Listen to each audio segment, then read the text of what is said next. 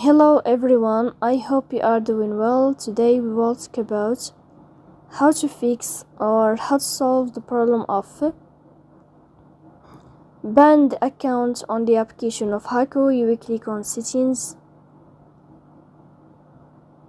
In this page you will click on apps, default apps, app settings.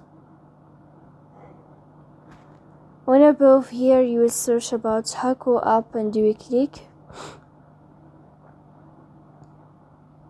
Then in this page you will click on first stop and you will click OK.